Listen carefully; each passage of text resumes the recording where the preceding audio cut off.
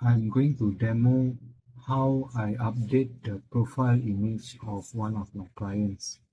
So this is the clients list here. You can see here.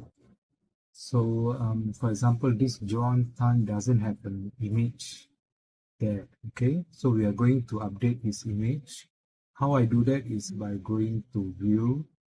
You can see the full details of this person, John Tan. He doesn't have an image. So I will click edit, and then I will click the picture which says change photo, and I will choose an image, for example this image, and then I'll select, and now he's updated here.